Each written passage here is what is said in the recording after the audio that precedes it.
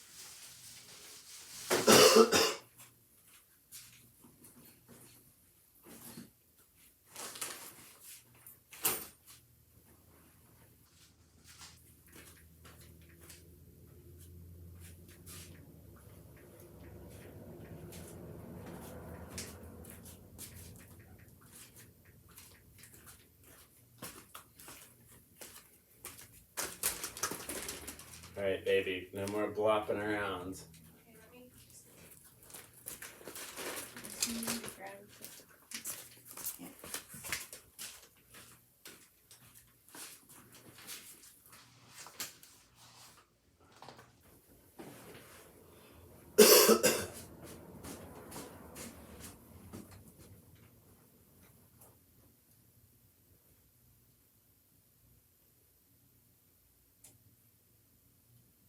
Baby.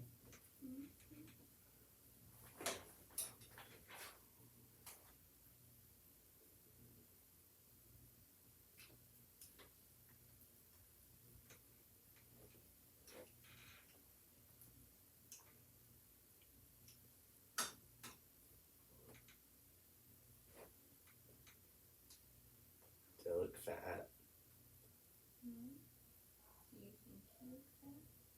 Fat little lady. Didn't work out yesterday.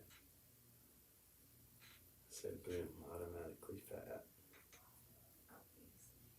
Can you go chase those dogs around that are barking outside?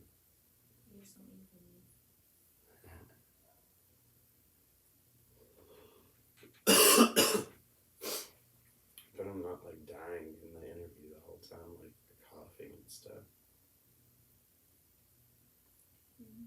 Edit it out.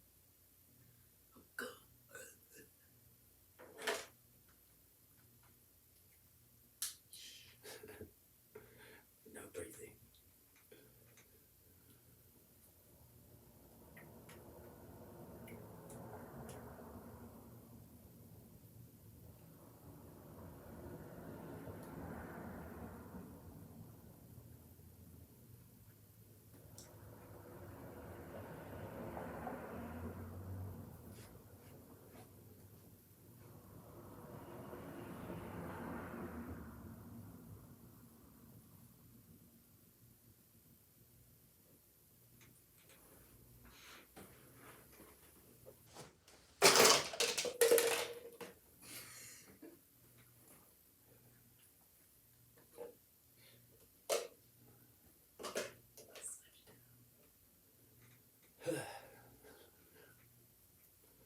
Stressing me out.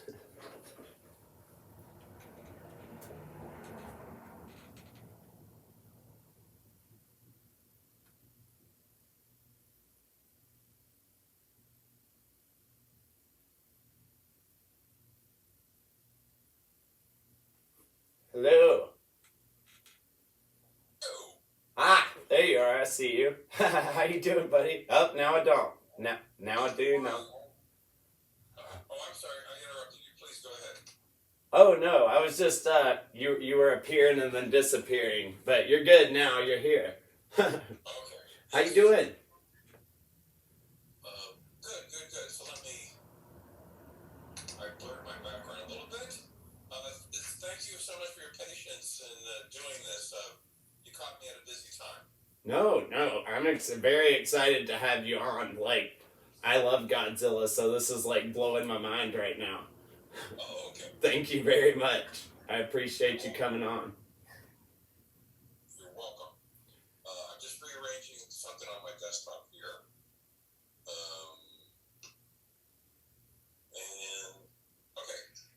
And okay. Good?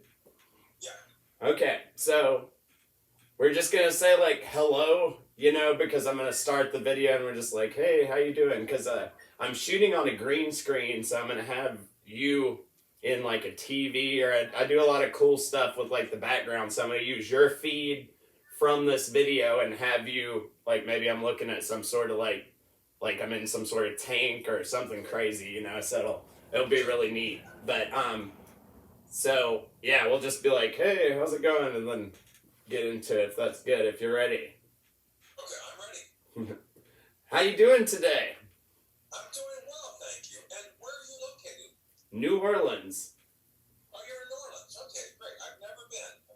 Been to Louisiana, but never been to New Orleans. I would love to go sometime. It's a very, very interesting place. I think you would like it. Very artistic place. Are you from there originally? I am. I lived in Alabama for a lot of my younger life, but then when I was a grown up, I came and moved to New Orleans because I'm an MC and a DJ and do all that kind of stuff. So this is a good place for those types of things. Okay, all right, interesting. Yeah, I need to get to New Orleans. I would love to do a movie there sometime, or an autograph show or something like that. Yeah, that would be great. And if I am, we'll have to get together. Yeah, I would love that. That would be super awesome. So, normally we start our interviews by asking, besides movies that you are personally in, what's your favorite movie or one of them? Okay. Yes. One of my favorite movies is something out of the ordinary. It's called The Intouchables. It's a French movie. It was remade with Bryan Cranston, which I unfortunately have not seen. But the French movie that I'm talking about is came out about 10 years ago. About a man who is in a wheelchair, and he has an assistant kind of from the other side of the tracks who becomes his assistant, and they become best friends. I've seen commercials and stuff for that. I know of its existence. I have not seen it. I had an aversion to foreign films for a while, and then I broke that recently. So I've been like delving into more foreign films lately, and that one is one that I've seen like floating around. Right, right. Yeah, and my other favorite movie is a movie from like 40-some years ago called All That Jazz with Roy Scheider. It was written and directed by Bob Fosse. Huh. Interesting. I've never heard of that one. Like, I love going back. Like, I love movies from like super, super long time ago. One of my favorite movies is like The Creature from the Black Lagoon. Like, Sure, that's a good movie, yeah. I love that. Like, I love how they look. They're very pretty movies back then, you know. Yeah, we'll get into when we start talking about Godzilla and stuff. I'll get into a little bit about me and Godzilla versus the Smog Monster. Nice. Did you know a lot about Godzilla before you got involved with the movie? No, I just knew what any casual viewer would know from watching Godzilla movies on Saturday afternoons, on television.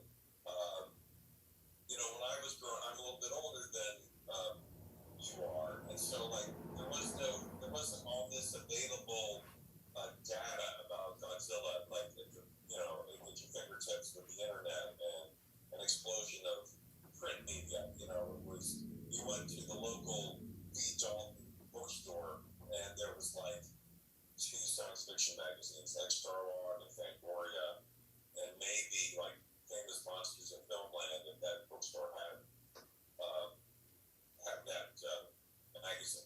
So I don't, for someone who's played Godzilla, I don't know a lot about Godzilla. I know people have come up to me and like, so what's your favorite Godzilla movie? And I'm like, well, I know Godzilla versus the Smog Monster, and I've seen them all at one point in my life, but I'm like Shin Godzilla. I've heard of that. I know that's a thing, I guess. But if you ask me to give you a dictionary definition, I have to say I don't really. I actually do know that because I did like a deep dive into Godzilla lore, and Shin normally means new or godlike. So it's like new and improved Godzilla, basically, is what it means. Like, I learned that, like, yesterday because I kept seeing all these action figures that were Shin Godzilla, and I was like, is that a bad version or what? But I guess it's just a new version. So I learned that yesterday. Well, that is the most succinct explanation I've ever heard. So thank you for letting me know, because I've heard other people at conventions that try to tell me, and I'm like, what are you saying to me? And so thank you. Yeah, that's funny. That's funny that I happened to run across that, like, yesterday. Why do you think Godzilla has stayed in the public zeitgeist for so long? Because it's really old. Yeah. Well, you know, it's a great character. And it's like one of the first. Certainly King Kong came out, what, like 1933? Mm-hmm. And I think the first Godzilla movie showed up in the United States in 1954. But to me, there's something really simple and basic about having people living their lives, and then completely out of left field, here's this giant monster, be it King Kong or Godzilla, that completely interrupts their lives, and then they have to deal with this thing that is so huge and gigantic and awe-inspiring, that I think is just interesting. And how do and of course, how do the characters react to this character, and how do they find a way to survive, or how do they find a way to win? So, and there's just a coolness factor to Godzilla. I mean, I can't deny it. He's just very cool. It is cool. Yeah, I love it. Like, how the heck do you get picked to play Godzilla? Like, how did that happen? That's such a weird thing. How are they like, you're perfect? Yes. Do you want the long version or the short version? Both. Give me the long one. I want to know. Okay. Well, a long time ago, when I was a kid, I went to go see Godzilla versus the Spawn Monster at a matinee. And so I'm sitting there, like I'm a fifth grader, and I'm watching Godzilla walk through the miniature sets. And I said to myself, I'm going to do that one day. Wow. And then the years go by, and I find myself in a Godzilla suit on a miniature set, you know, getting ready to break through the side of a building. I was like, oh, yeah, here I am.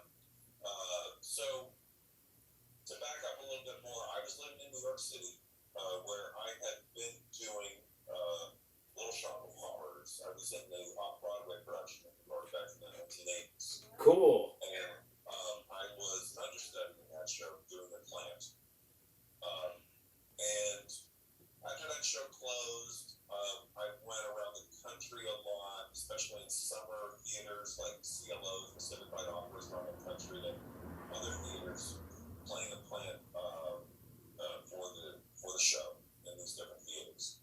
So skip.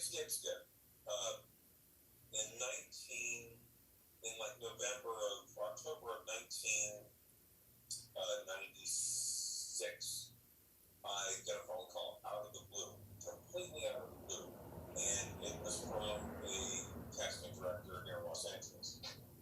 And I returned the phone call, and they said, well, the producers of Independence Day are looking for someone to be the next Godzilla. And I had no idea they were making another Godzilla. You know, I had no clue that this was happening. And I said, okay. And she said, are you 6'3"? I said, yes.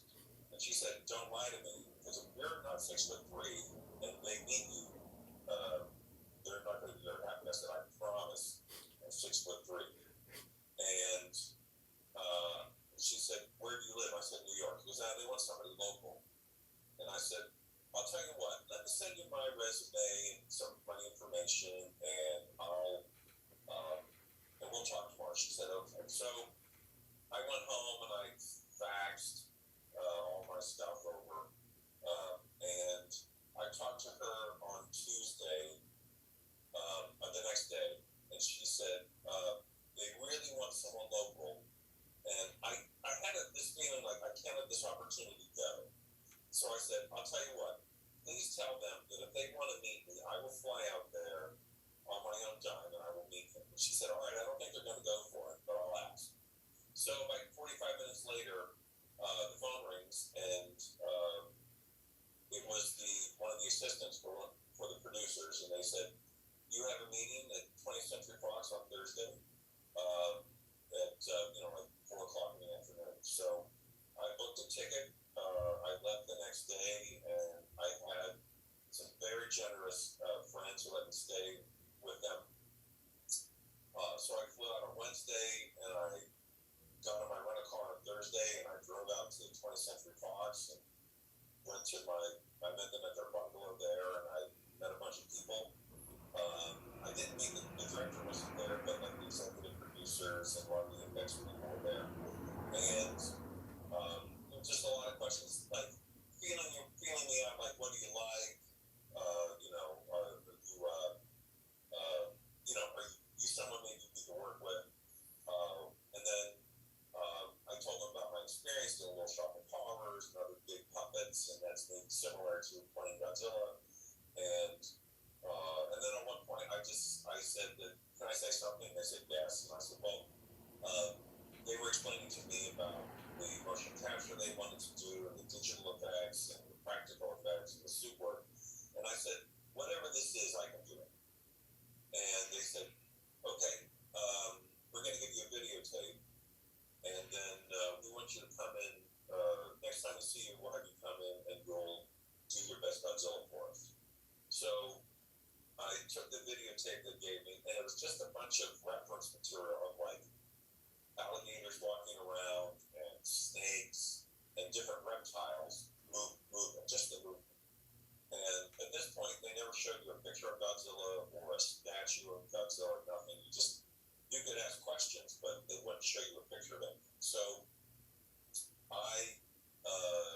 they called me about a week later, and I went to another meeting in Santa Monica, and this is where I met all the people I met before, but also the creature designer Patrick was there, Patrick Totopoulos, and the director Roland was there, Roland Everett.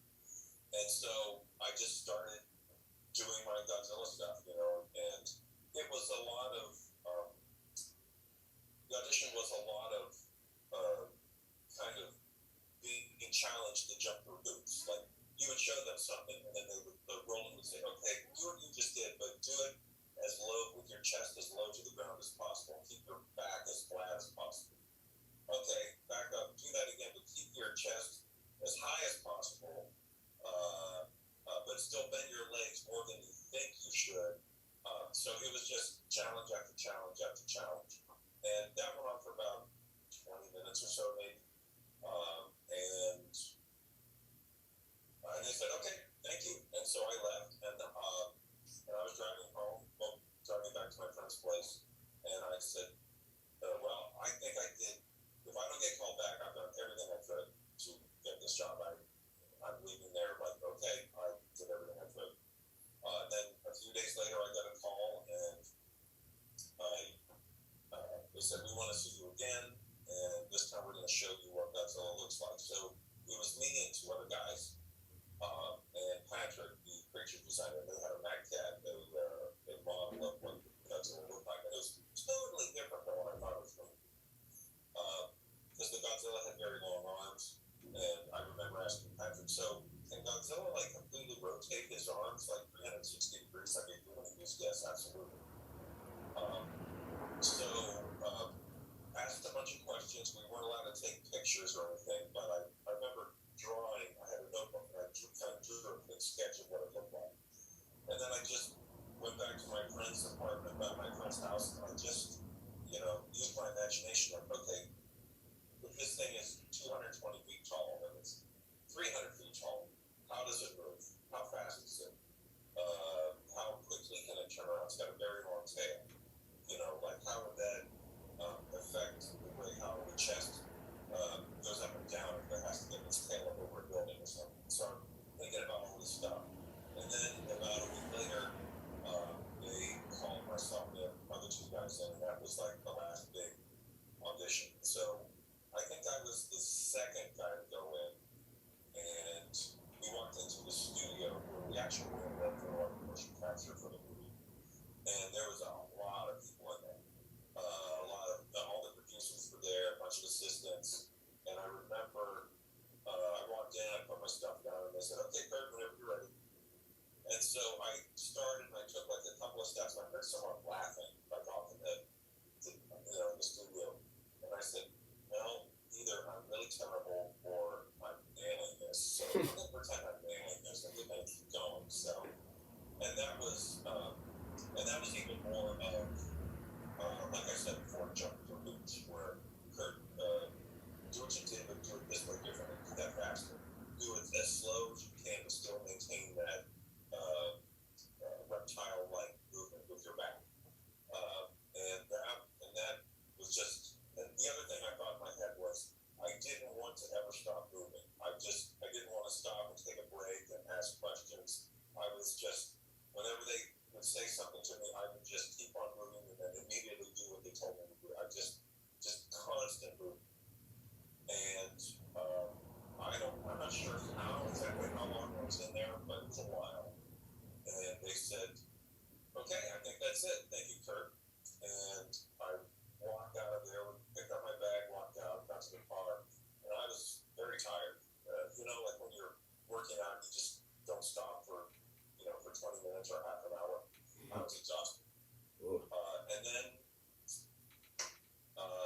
it took like 6 weeks, month and a half, for them to call and say, okay, yeah, we would like to work with you on the movie. So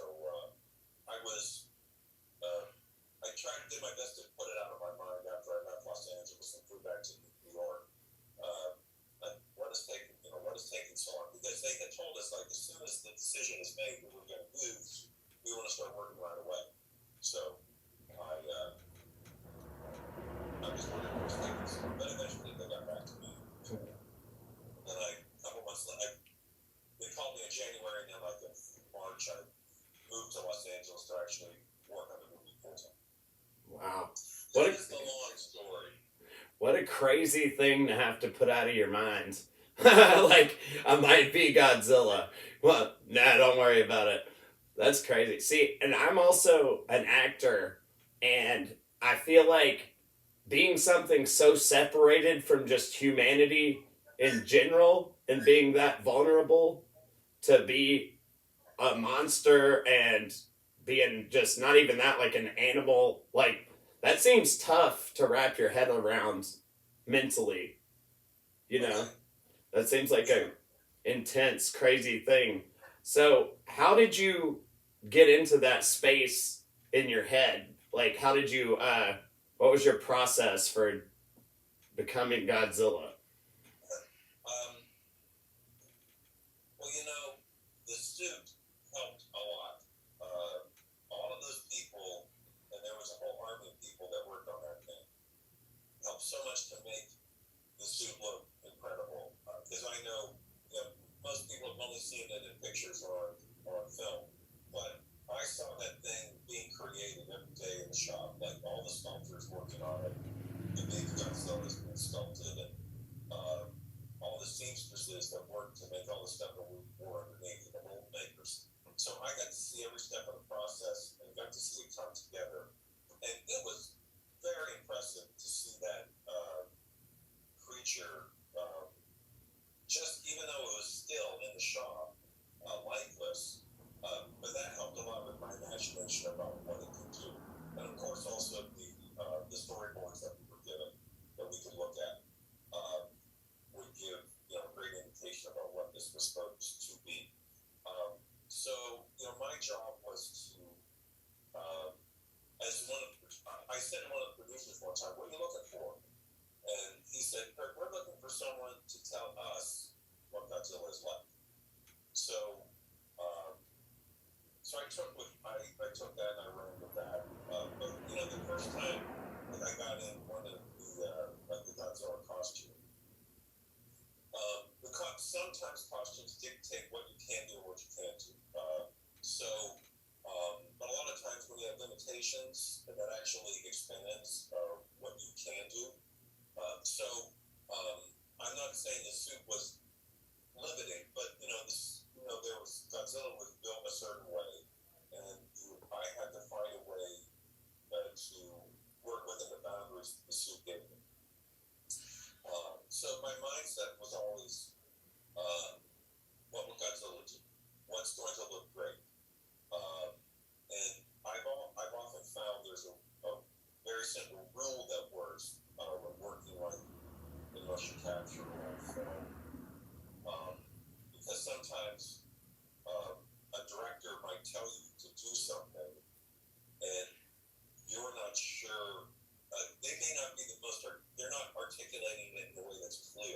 Right. And it can get frustrating for the director or whoever's directing it because they're having trouble articulating something that's like movement based. Like I don't have a voice I can use. I can't say a line differently. I can't change a line reading. You can't change the dialogue. It's just my body movement. So, and it's frustrating for me when they can't articulate what they want. So, a good rule that I have found is just make it look cool. If you can make it look cool, that's more than half the battle. Because if you're clear about what you're doing, and then that translates into action.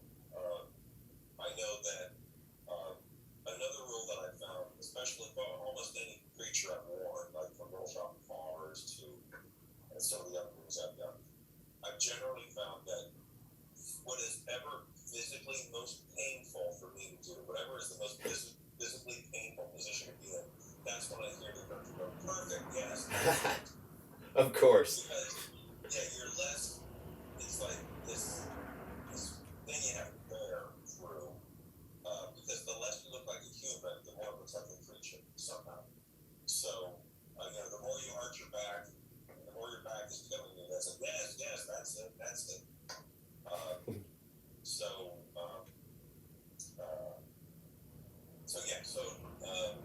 I try to think like, what, based on where I'm at, the buildings I'm around, what would look the best, what would Godzilla do, and sometimes I even get into like, what lens is on the camera, how many millimeters is the lens, like what's going to be seen. Are you going to see my knees in this shot? Do I have to worry about what my knees are doing, or do I just focus on this stuff right here? And that's very helpful. Is it a 50 millimeter lens, and going to be really tight, or is it you going to see my whole body? Because a lot of times I have no idea what the framing is, and just knowing where I'm framed helps a lot with my performance. So when you were what caused you to be in the suit versus doing motion capture? Like if you're just interacting with something or picking it up, or simply when we were shooting miniatures on the miniature unit, we were 1/24 scale. So there was the 1/24 scale cars and the streets and the buildings and everything. And Godzilla was the 1/24 scale too. A lot of times Godzilla was actually breaking through something tangible, like the street, the side of a building, Madison Square Garden, the side of the tunnel. They preferred to have me do that with the miniatures. Now there were some things, like some of the running sequences was better for CG. And of course, a lot of this was hidden with rain and fog and smoke and at night. But for being in the suit, if there was something tangible that they wanted broken, they would put me in the suit to do that. Motion capture, we did all kinds of stuff for the movie. Now, what percentage of that made it into the film? I think it was rather low. But we worked, there's a scene in the movie where I think it's gumballs that get thrown on the floor and something big Godzilla's trip and fall on the gumballs. So they wanted us to come up with maybe Godzilla's running via motion capture and then slipping and falling down. And so what we came up with was we took newsprint, back when newspapers were still kind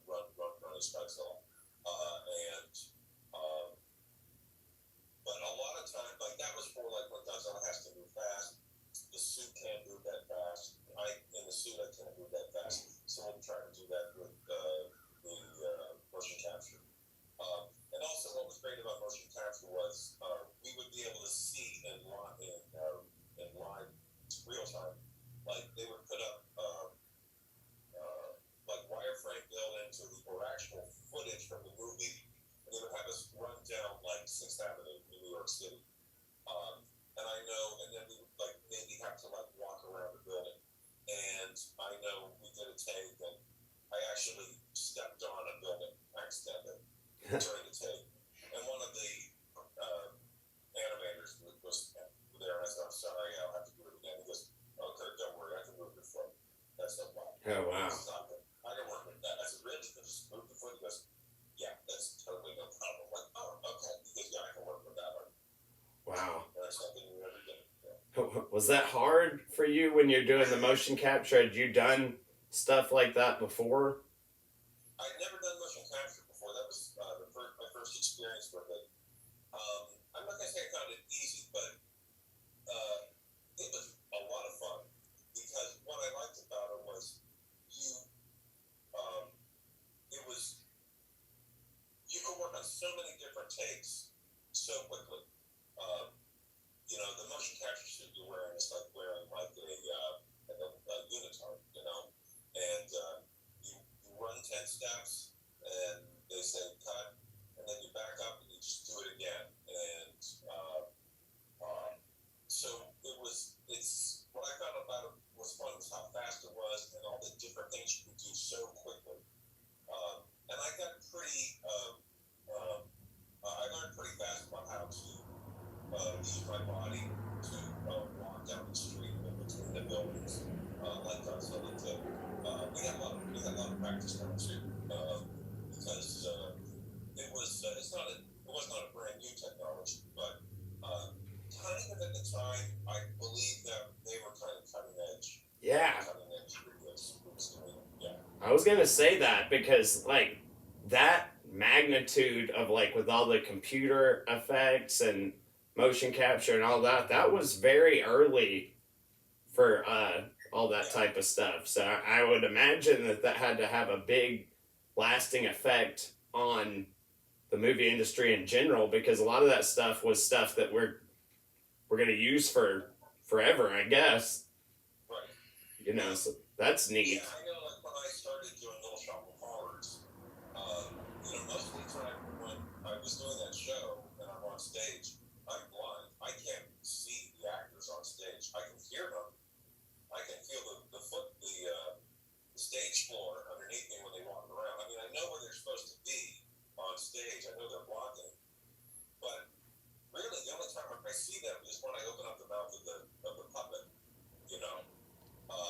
So you have to use your imagination and like, all right, I know they're over here, but also I may know that there's stage left, but I can't go too, I can't go too far, and so the audience can see, oh, he doesn't know where they are. He's not even looking at them. So got very good at like taking quick mental pictures of like where I'm supposed to be, and that did translate to doing the motion capture about where I'm supposed to be, and this movement is too big, and this movement is too small, and so that all those experiences kind of came together.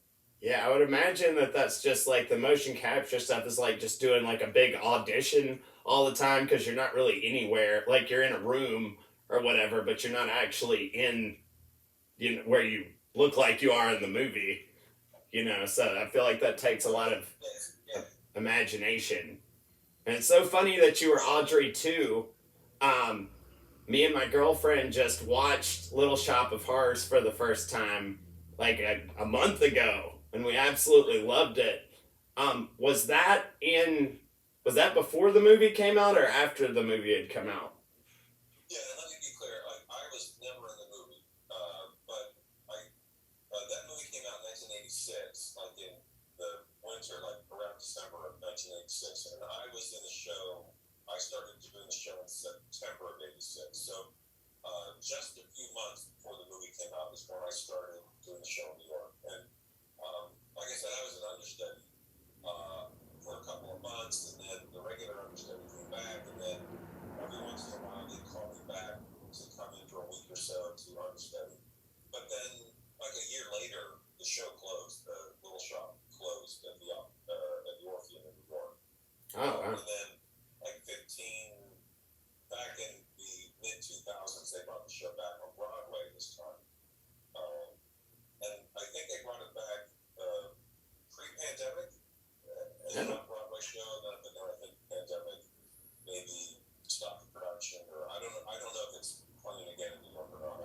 I would love to see that. But so after doing all this with Godzilla, what stood out to you the most memory wise? Like what were some of the craziest or most interesting thing that you remember about the experience? I remember one day uh, I learned that sometimes shooting scenes in movies can take a very long time.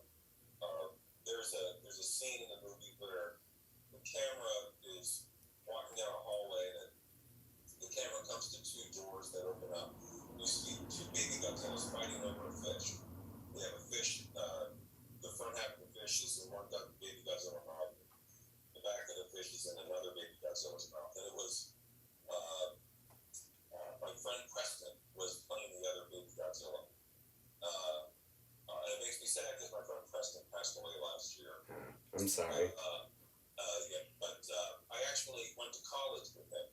And that's just one of those weird coincidences that a guy I went to school with was also playing one of these baby Godzillas. It's crazy. But, so we're doing this take where we're fighting over this fish. And that's the whole take. Camera moves down the hallway, doors open, see two baby Godzillas fighting over a fish. Cut. That's it. I think we were in those costumes about 5.5 hours, doing this one take. And we heard a lot, and we were not working the first unit, we were working second unit, and we heard a lot of, we're just going to do one more and then that'll be it. I think we heard that, I don't know how many times. It was like, no, we're going to do another one, we're going to do another one. And so that was when I learned, to do your best to, not think, when they tell you this is the last take, don't believe them. Don't believe them. Because, when you mentally know, when you mentally think, this is it, this is my last take, and then, no, they actually want to do, 12 more. It's hard to get your mind back into the zone of, okay, I got to, buckle down and do this. So that I remember. I also remember we were shooting we were shooting in Sony in Culver City in the Madison Square Garden set. And I've been to Madison Square Garden, and I was in the baby Godzilla costume. We were shooting stuff in the elevator with baby Godzillas and all around the Madison Square Garden set. And I remember it's 3 in the morning, we're done for the day, and I'm walking out of there, and I'm walking through the Madison Square Garden set, and for a second I thought I was back in New York. I thought I was back in New York City. Then I walk around the corner. Oh yeah, that's right. I'm in Culver City. I'm not on Madison Square Garden. But that was something that movie magic, Yeah. Things believe I was somewhere where it was. But I made a lot of great friendships on that movie. I met a lot of great people. I worked with a lot of great people. I have so much respect for the people behind the scenes who made the Godzilla costumes, the baby Godzilla costumes, and all the dressers I had. Because I had 6, 7 dressers, maybe 8 dressers to help me get dressed as Godzilla. Because it wasn't just getting the costume on, it was all the electronics, the batteries, the getting makeup touch-ups, so that the suit looked good for camera. Those people were great, and they treated me very, very well. Cool. So I remember this movie coming out when I want to say 11, 10, 11, something like that. And it was everywhere. Absolutely everywhere. It was on billboards and on cups for Taco Bell and all in the toy store. Just that big eye was everywhere, or the big foot. And what did that feel like for you to be that's me, and that's me, and that's me? A lot of it wasn't me. It was probably an animated foot or the eye, whatever. But I understand what you're saying. That was kind of cool. That was kind of cool.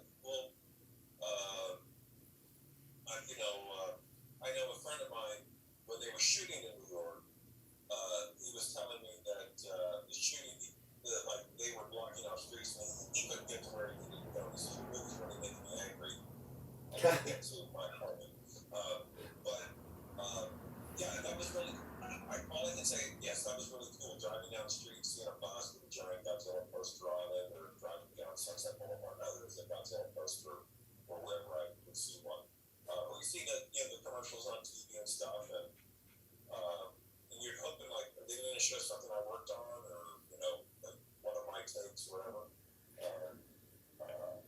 But yeah, it's neat. It's very neat to see that. I bet. I would have just taken ownership of all them and been like, I am Godzilla. These are all me. I would have like all the little cups and all the little, like, look at this. This is my little action figure. Did you get any of the stuff when it came out? No, I don't. I don't. I have, for a while from set, I kept one of the fishes. We had tons and tons of fake fish on set. Uh-huh. And I kept one of those for a while. But no, I never had any toys.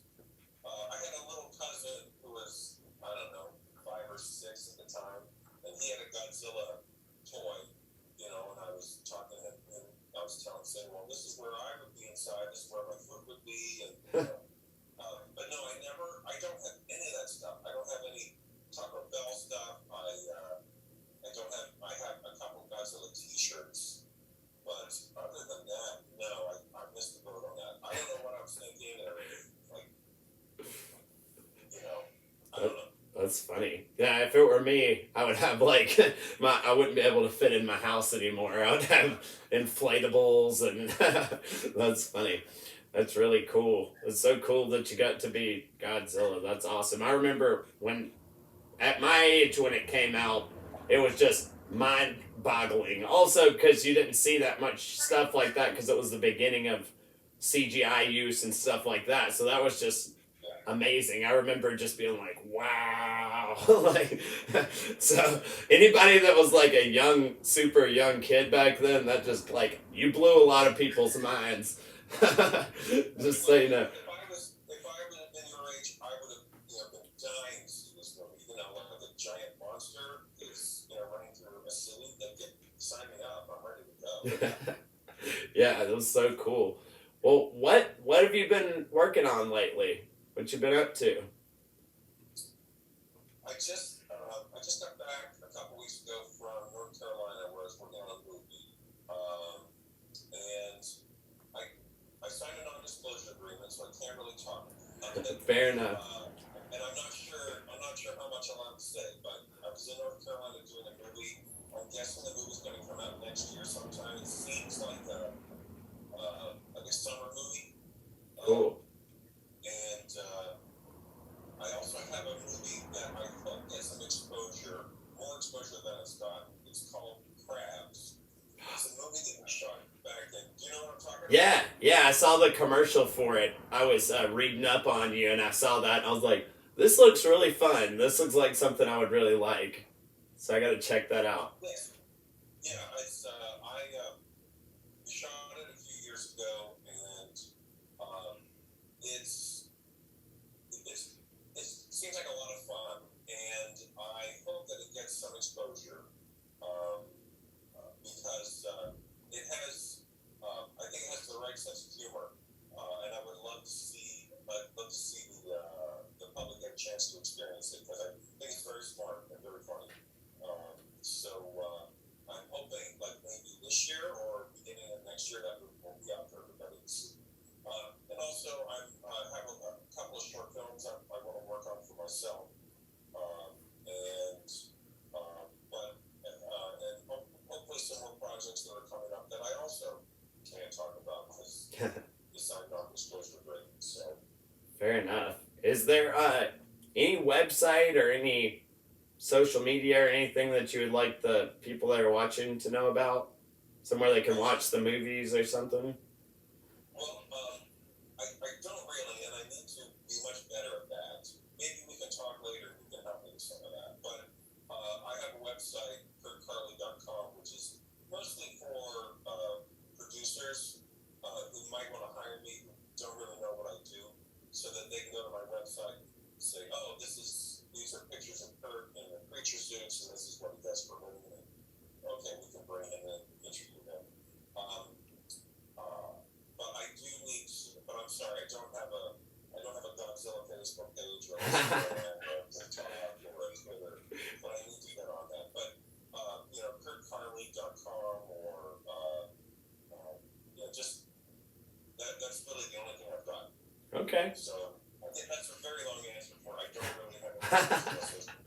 Yeah, no, you're good. Well, it is very nice to speak to you. I really appreciate you coming on, and it's been very, very interesting. So thank you very much. Oh, you are welcome. Thank you so much for inviting me. I had a great time, and I'm glad that we could finally get this together.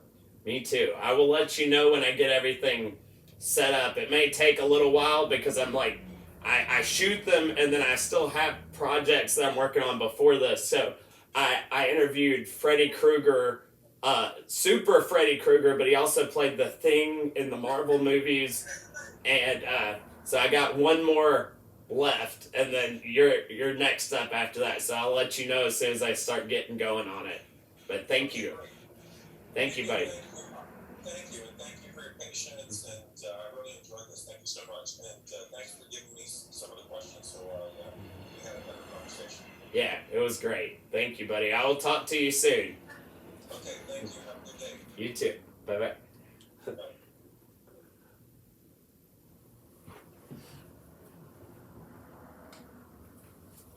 Oh, there's a piece of that. 59 minutes.